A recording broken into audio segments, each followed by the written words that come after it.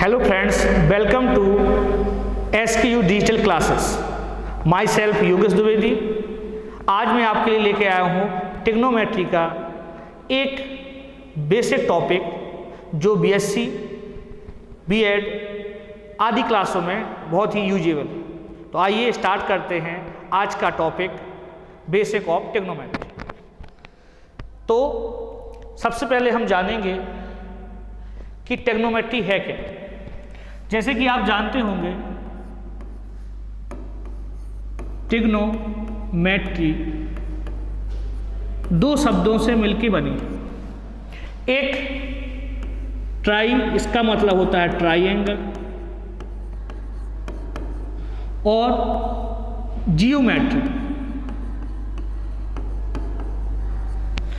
यहां पर हम ट्राइएंगल और जियोमेट्री पर बेसिस क्वेश्चनों को सॉल्व करते हैं। लेकिन ट्राइएंगल में से कौन सा ट्राइएंगल? केवल राइट एंगल ट्राइएंगल।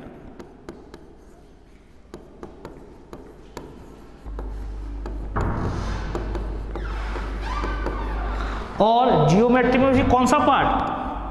केवल और केवल कोऑर्डिनेट ऑर्डिनेट फंक्शन। इन दोनों से मिलकर बनी होती है।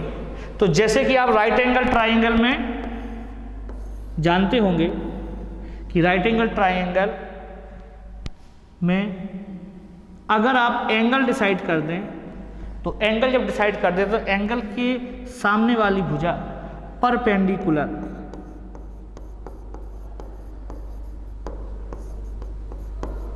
या लंब कहते हैं। जिस पर एंगल बनता है उसे बेस या आधार कहते हैं। और इन दोनों को जो कनेक्ट करती है वो साइड क्या कहलाती है? आपकी हाइपोटेन्सिस, जिसे कर्ण कहा जाता है। आप सब लोगों में से बहुत से लोगों ने ट्रिग्नोमेट्री पढ़ी होगी और इस पे डिपेंडेंट क्वेश्चनों को सॉल्व किया।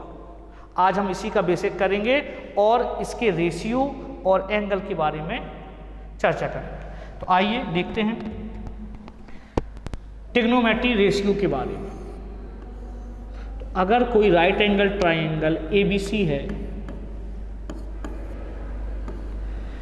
जिसमें अगर ये एंगल C को हम लेते हैं, तब ये आपका बता चुके हैं लंब होता है, ये आधार होता है और ये क्या होता है? कर्ण होता है। जिनसे मिलके ये 6 ratio sine theta, cos theta, tan theta, cosec theta, sec theta और कॉट थीटा की वैल्यू निकालते हैं। अगर साइन थीटा की वैल्यू के बारे में हम सोचें या बात करें तो क्या होता है? लंब बटे कर्ण। अगर कॉस थीटा के बारे में बात करें तो क्या होता है? आधार बटे कर्ण। और टेन थीटा के बारे में बात करें तो लंब अपॉन बेस या आधार। ऐसे ही कोसेक थीटा, ये क्या होता है? कर्ण अपॉन लंब, ये कर्ण अपॉन आधार, और ये क्या होता है? ये होता है आपका आधार बटे लंब। इसको शॉर्ट में आप लोगों ने पढ़ा होगा लाल बटे कक्का, बोलते ना बुंदेलखंडी में पर LAL। एल का यहां मतलब क्या होता था? लंब से। ए का मतलब किससे होता था? आधार से। और के का मतलब किससे होता था? कर्ण से। तो अगर किसी राइट एंगल ट्राइंगल में हमें एक साइड दी गई हो और उस पर डिपेंडेंट एक एंगल दिया गया हो, तो हम इन 6 रेशियो में से किसी भी रेशियो की वैल्यू फाइंड कर सकते हैं। हमें कोई इन तीनों में से एक साइड या लाइन चाहिए और उसके अकॉर्डिंग एंगल चाहिए, तो हम इनमें से किसी भी रेशियो का मान निकाल सकते हैं। अब कैसे निकाल सकते हैं इसको चलिए अपन आगे चलते हैं। तो साइन के लिए क्या फॉर्मूला यूज करेंगे, लंब बटे कर्ण, कॉस के लिए आधार बटे कर्ण, टेन के लिए लंब बटे आधार, कॉसेक के लिए कर्ण बटे लंब, सेक के लिए कर्ण बटे आधार और कॉट के लिए आधार बटे कर्ण। ठीक है, जो भी बात आपको लग जाए रह जाए तो आप वीडियो को पॉज करें, थोड़ा पीछे करें, फिर से देख सकते हैं। तो चलते हैं आगे, इस पे कैसे क्वेश्चन आएंगे या देखते हैं। जैसे if cos theta equal to 4/5, find the value of sine theta, sec theta, cosec theta. तो हमको क्या दिया गया, कॉस थीटा की वैल्यू दी गई है और हमें अदर रेशियो की वैल्यू निकालने को कहा गया। तो हम क्या करेंगे, सबसे पहले राइट एंगल ट्राइंगल बनाएंगे और इस राइट एंगल ट्राइंगल को कोई एक नाम दे देंगे, जैसे मैंने दे दिया ABC, और इस C एंगल को नाम दे दिया थीटा। याद रखना है आपको कि जो एंगल जिसे देखता है उस लाइन को ही अपन परपेंडिकुलर कहते हैं या जिसे क्या कहते हैं, लंब या एल्टीट्यूड, और जिस पर ये बनता है उसे क्या कहते हैं, बेस, आधार। और जो दोनों कनेक्ट करती है वो क्या कहलाती है, आपकी कर्ण कहलाती है। तो सबसे पहले हम क्या करेंगे, कॉस थीटा जो अपन ने फॉर्मूले पढ़े थे उससे इसको कंपेयर करेंगे। तो कॉस का क्या फॉर्मूला पढ़ा था अपन ने, आधार बटे कर्ण। तो यहां पर भी हम वैल्यू को कंपेयर करेंगे और कंपेयर करके आधार कितना है 4 और कर्ण कितना है 5। अब हमें अदर रेशियो की वैल्यू निकालना है, लेकिन अदर रेशियो की वैल्यू हम तब निकाल पाएंगे जब हमारे पास ये तीनों साइडें होंगी, क्योंकि साइन तो किस पर डिपेंडेड है, उसके लिए हमें लंब और कर्ण चाहिए। तो क्या लंब है, नहीं है अपने पास। तब एक और चीज समकोण त्रिभुज के लिए आती है, पाइथागोरस प्रमेय।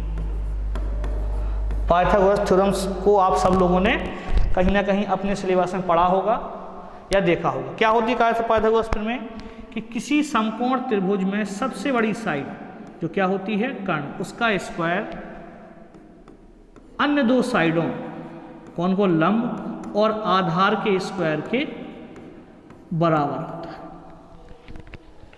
तो अगर हमें कभी भी दो साइडें दी जाएं समकोण त्रिभुज में और तीसरी साइड फाइंड करना है, तब हम लोग पाइथागोरस थ्योरम का यूज करते थे।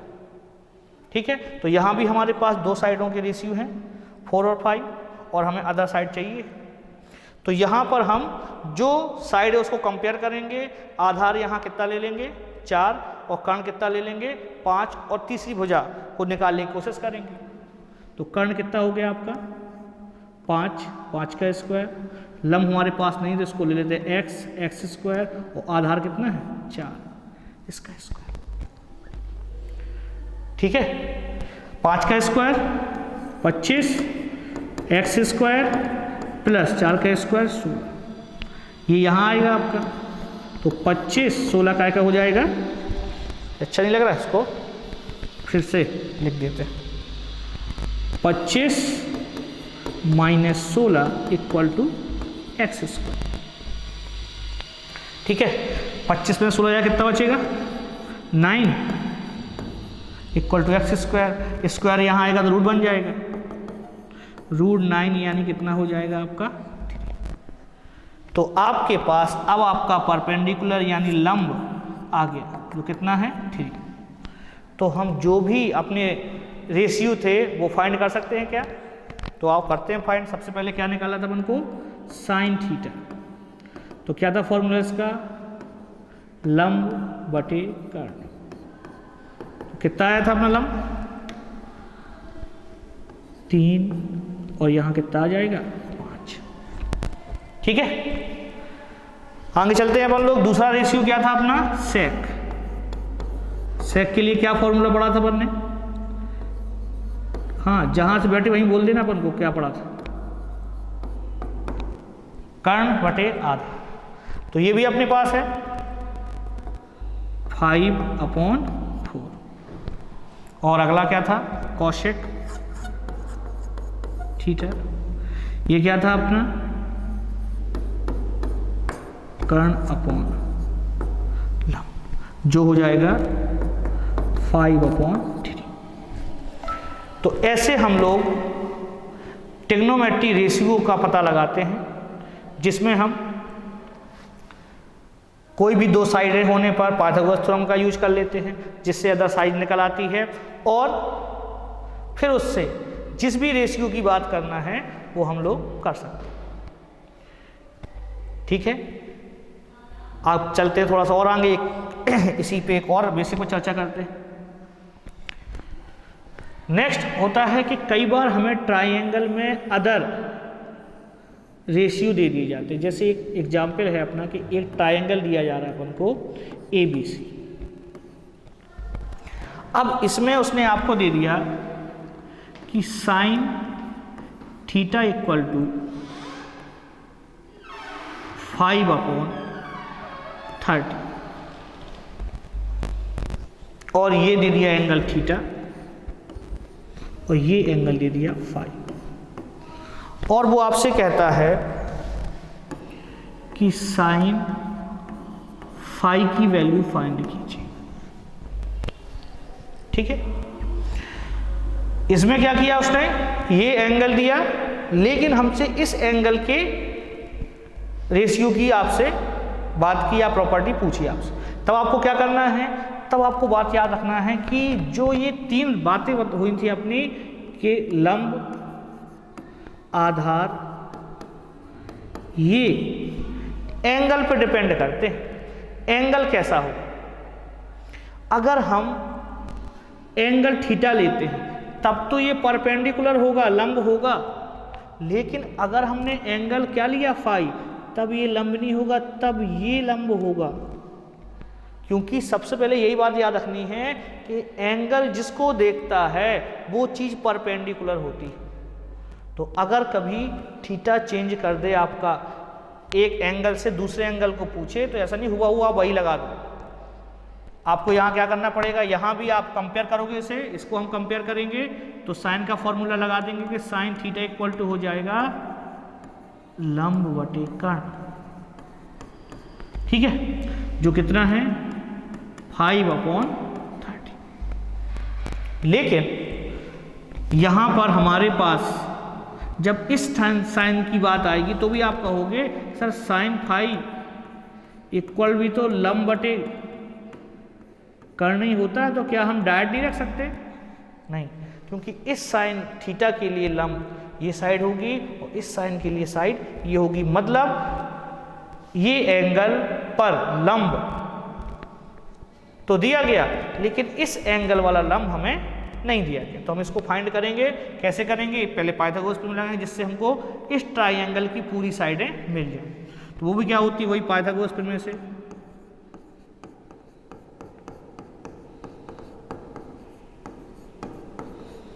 ठीक है, पाइथागोरस प्रमेय पे आए अपन, क्या होता है वही कर्ण का स्क्वायर बराबर लंब का स्क्वायर प्लस आधार का स्क्वायर। तो जो रेशियो दिए गए उसको हम वैल्यू बना लेते हैं। ये 13 का स्क्वायर हो जाएगा, ये 5 का स्क्वायर हो जाएगा, और अपन को आधा नहीं बचा उसको बोलेंगे एक्स स्क्वायर। ये हो जाएगा 169 equal to 25 plus x square. इस साइड लेके आएंगे, इस साइड लेके आएंगे तो 169 में से 25 माइनस कर देंगे, बराबर क्या बचेगा एक्स स्क्वायर। करें माइनस, कितना आएगा 441, किसकी वैल्यू आ गई एक्स स्क्वायर। तो क्या एक्स की वैल्यू आएगी रूट ऑफ 144, जो किसका स्क्वायर होता है 12। तो अब आपके पास इस एंगल की बेस ये तीनों साइडें हो गई। ये वाली साइड अपनी कितनी हो गई थी 5, ये वाली कितनी हो गई थी आपके पास 12, और ये क्या हो गए 30। याद रखें जो आपका हाइपोटेनियस है या कर्ण है ये चेंज नहीं होता कभी, ये फिक्स रहता है। तो अब आपके पास आया कि साइन फाई की वैल्यू बताइए, ठीक है ना। तो साइन फाई की वैल्यू बताने के लिए हम क्या करेंगे, हम अब लिखेंगे तो लंब बटे कर्ण ही एल्टीट्यूड अपॉन हाइपोटेनियस ही लिखेंगे, लेकिन एंगल कौन सा देखेंगे फाई। इसको देखा तो परपेंडिकुलर या लंब कितना हुआ 12, और कर्ण तो चेंज होता ही नहीं कहीं, ये तो कर्ण तो वही रहेगा आपका, ये कितना हो गया 30। तो आपको क्या बात समझ में आई कि क्या कहना चाह रहे थे अपन, कि हमसे रेशियो निकालते तो बने, लेकिन रेशियो किस एंगल पर डिपेंडेड है इसके बारे में भी हमें पता। तो जब जब आपके पास कोई एक साइन कॉस टेन यानी कि 6 रेशियो में से कोई भी एक रेशियो दिया जाए और हमसे अदर रेशियो पूछे, तब हम उसको पाइथागोरस प्रमेय से सॉल्व करते हैं और फिर रेशियो क्या करते हैं निकालते हैं। लेकिन अगर एंगल चेंज कर दे तो अब आपको एंगल चेंज होने पर उसके अकॉर्डिंग चेंज होने वाली साइडों को भी ध्यान में रखना है, ठीक है। तो इस तरीके से हम इन्हें लगाते हैं। तो जैसे अभी तक अपन ने बात की है रेशियो पे, अब अपन बात करते हैं एंगल पे। आपने जैसे शुरुआत में मैंने आपसे कहा था कि जो ट्रिग्नोमेट्री है ये 2 चीज़ों पर डिपेंडेड है, आपकी साइड में ट्राइंगल यानी समकोण त्रिभुज उसमें भी, और ज्योमेट्री। तो ज्योमेट्री में किसमें, आपने ज्योमेट्री में कोऑर्डिनेट पढ़े होंगे, है ना, कोऑर्डिनेट पढ़े होंगे आपने। तो ये एक्स रे होती थी, एक्स अक्ष, और ये एक्स का नेगेटिव अक्ष होता था, ये वाई अक्ष होती थी, और ये वाई का नेगेटिव अक्ष होता था। डैश से या नेगेटिव से अपन दर्शा दे रहे थे। ये फर्स्ट कोऑर्डिनेट कहलाता था, पहला चतुर्थांश, ये कहलाता था आपका दूसरा, ये कहलाता था तीसरा, ये कहलाता था आपका चौथा। तो इसका क्या रिलेशन है आपका राइट एंगल ट्राइंगल से, आपने पढ़े होंगे कि sine 90 minus theta equal to cos theta, है ना। या आपने पढ़ा होगा sine 90 plus theta equal to minus cos theta. इस टाइप से कहाँ माइनस लगना है, कहाँ माइनस नहीं लगना है, किस में क्या फंक्शन होना है, यही हम यहाँ डिस्कस करेंगे। कैसे पता लगता है कि कब किस एंगल पे माइनस प्लस या कुछ होना है। तो जैसे कि आप देखते होंगे कि अगर कोई राइट एंगल ट्राइंगल में हम इसको फर्स्ट कोऑर्डिनेट में बनाएं, और अगर हम फर्स्ट कोऑर्डिनेट बनाएं, इसे कहते हैं हम ये एंगल है, तो ये इसका परपेंडिकुलर यानी क्या हो जाएगा लंब हो जाएगा, और ये किसका हो जाएगा इसका आधार हो जाएगा। तो आप देखते होंगे कि जब अपन इस कोऑर्डिनेट में दर्शाते थे तो यहाँ पर +1 +2 +3 +4 डॉट डॉट डॉट, लेकिन यहाँ पर -1 -2 -3 डॉट। यहाँ पर भी y की वैल्यू प्लस में +1 +2 +3 +4 ऐसे, और यहाँ पर y की वैल्यू नेगेटिव -1 -2 -3 -4 ऐसे रेट करते थे, लिखते थे अपन लोग।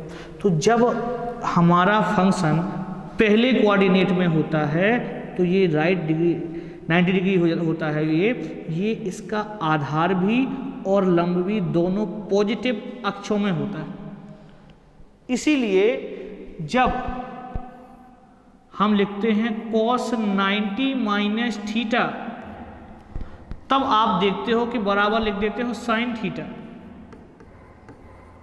है ना, बराबर लिख देते हो साइन थीटा। लेकिन कैसे? क्योंकि ये जो 90 माइनस थीटा है यहाँ 0 से स्टार्ट होकर 90 तक अगर हम cos को ले जाएंगे तो हमारा जो एंगल है वो किस कोऑर्डिनेट में आएगा? आपका फर्स्ट कोऑर्डिनेट में। और फर्स्ट कोऑर्डिनेट में चाहे आधार हो और चाहे लंब हो, ये दोनों लाइनें कैसी हैं आपकी? पॉजिटिव हैं, पॉजिटिव अक्षों पे हैं, इसलिए वैल्यू किसमें मिलेगी आपको? पॉजिटिव में मिलेगी।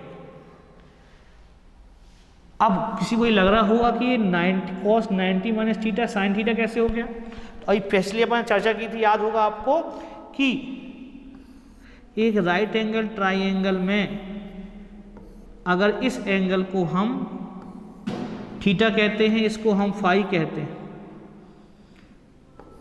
तो ये फाई के लिए क्या होगा?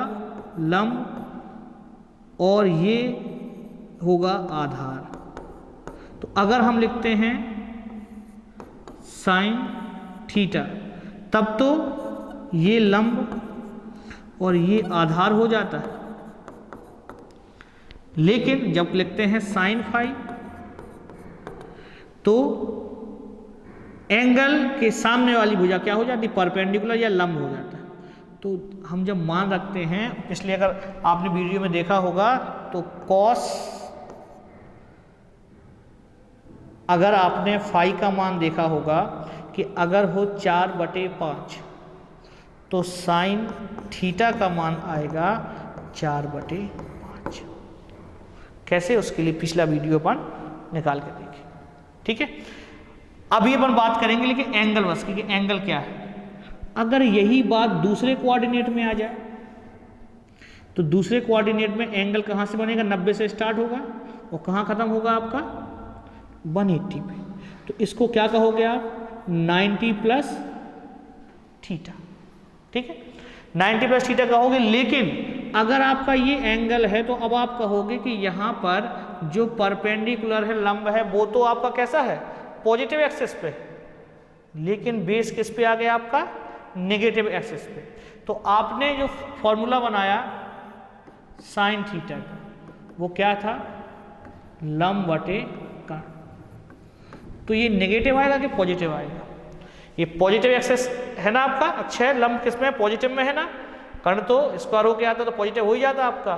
तो जो जिस में आधार आएगा, जिस फॉर्मूले में आधार आएगा, आधार किस में आता है? कॉस में आता है, टेन में आता है, कॉट में आता है, सेक में आता है, और किस में आएगा आपका? हाँ, इन चारों में जिसमें आधार आता है ये सब नेगेटिव आएंगे, और जिसमें लंब आता है वो किस में आएगा? पॉजिटिव में आएगा। तो क्या हम कह पाएंगे कि पहले में साइन की वैल्यू और कोसेक की वैल्यू कैसी होगी? पॉजिटिव। अदर वैल्यू क्या होंगी? नेगेटिव। तो अगर हम यहां लिखते हैं सेकंड कोऑर्डिनेट में कि साइन 90 प्लस थीटा, तो ये क्या होती है? Cos theta. लेकिन अगर हम लिखते हैं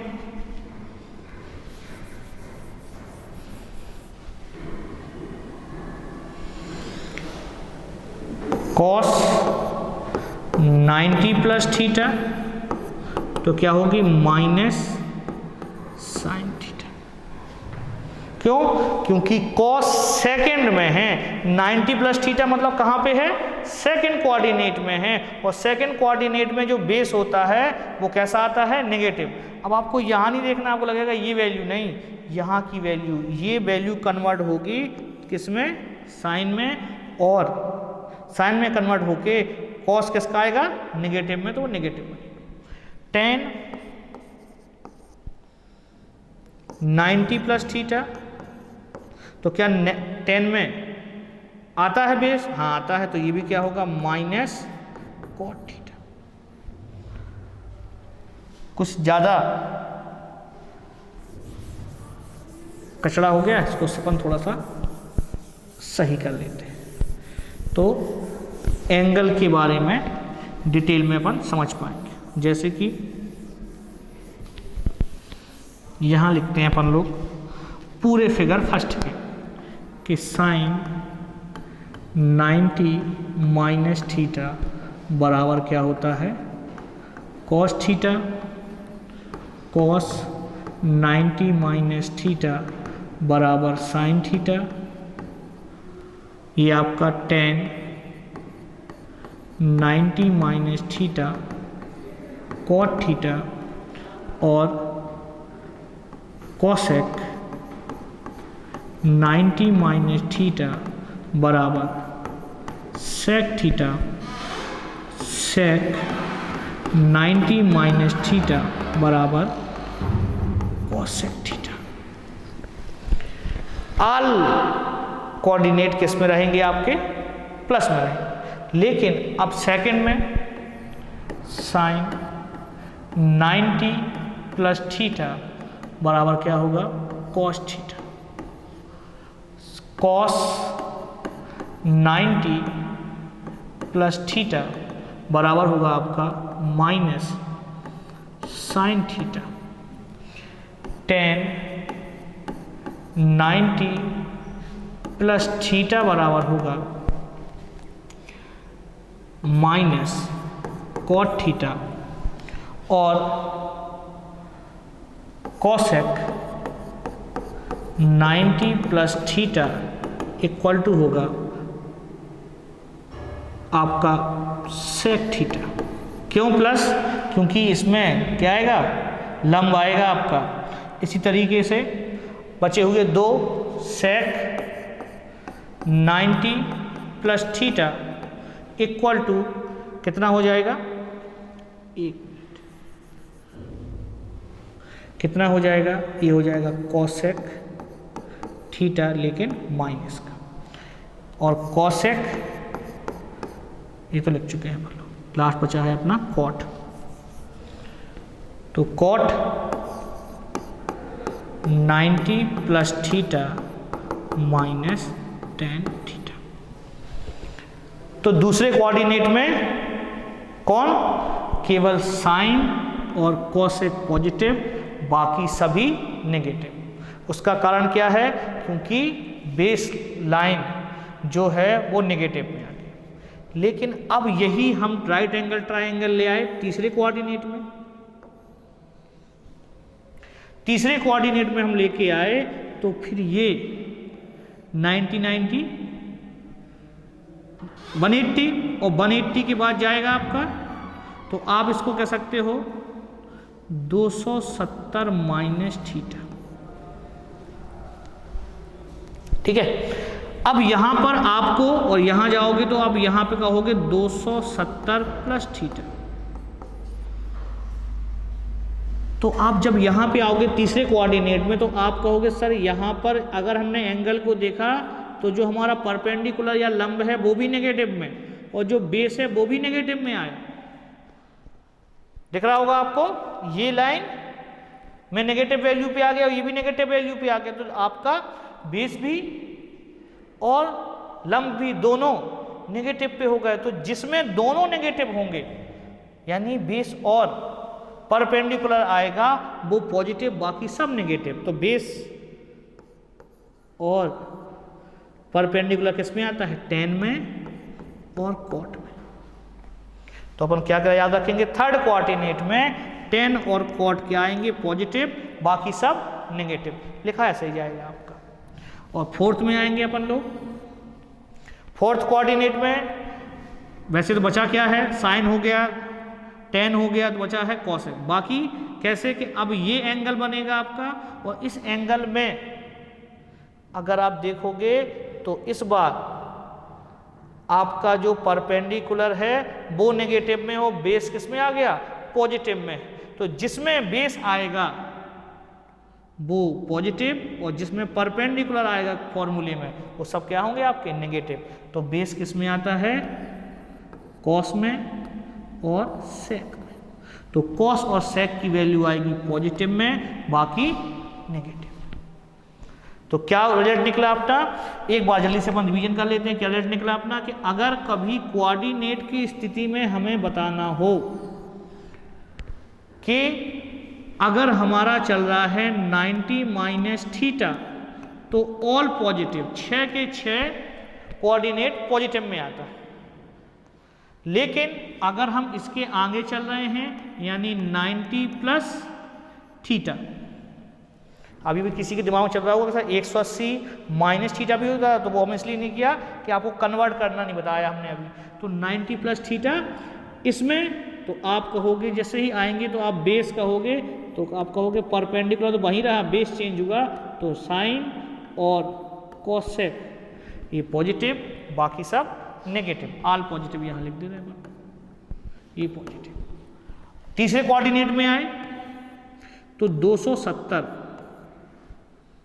माइनस थीटा, क्योंकि एक ये हो गया 90 का कोऑर्डिनेट होते हैं, 3 90 270 हो जाते हैं आपके, तो 70 से कम चलेगा, 180 से ज़्यादा हो जाएगा आपका। तो इसमें कौन, tan और cot पॉजिटिव, बाकी सब नेगेटिव। क्यों, क्योंकि आप कहोगे सर दोनों नेगेटिव साइडें आ रही हैं, और दोनों नेगेटिव, tan का फॉर्मूला होता है ना लंब बटे आधार, तो लंब भी नेगेटिव आधार भी नेगेटिव, दोनों कैसे हो जाएंगे, नेगेटिव नेगेटिव पॉजिटिव। और लास्ट में 270 प्लस थीटा, तो क्या हो जाता है, यहाँ हो जाएगा आपका कॉस और सेक की वैल्यू पॉजिटिव, बाकी सभी नेगेटिव। बस एक बात भर याद रखना है कि अगर मान में 90 चाहे प्लस हो चाहे माइनस थीटा हो, तो ये कोऑर्डिनेट चेंज होते हैं। और चेंज कैसे होते हैं, जो अपन ने अभी पिछले में उसमें लिखे थे, साइन का कॉस, कॉस का साइन, tan का कॉट, कोसेक का सेक, सेक का कोसेक। लेकिन 180 प्लस थीटा या माइनस थीटा में नो चेंज होता है। नो चेंज का मतलब कि अगर लिखा है कॉस 180 प्लस थीटा, तो कॉस 180 प्लस थीटा किस में आएगा आपका, 180 तो यहाँ के प्लस तीसरे कोऑर्डिनेट में, तीसरे कोऑर्डिनेट में कॉस माइनस में होता है, तो आएगा तो कॉस ही, लेकिन कॉस माइनस थीटा आएगा। इसी तरीके से 270 चाहे प्लस थीटा हो और चाहे माइनस थीटा हो, इसमें कोऑर्डिनेट चेंज होते हैं। और चेंज कैसे, जो पिछले में पर जैसे 90 में चेंज हुआ था। लेकिन 360 प्लस थीटा हो या माइनस थीटा हो, इसमें क्या आएगा, नो चेंज। ये अपन को और याद रखना। उम्मीद करता हूँ समझ पाए होंगे आपके। इससे रिलेटेड इंट्रोडक्शन था, इससे रिलेटेड और वीडियो आपने आते रहेंगे और ये आपको बिल्कुल प्रॉब्लम नहीं करेगा। अगर इसमें कुछ आपको लगता है कि कुछ और रह गया बताने के लिए कुछ भी, तो आप कमेंट्स कर सकते हैं, अपन और अच्छे से इसको करें। धन्यवाद।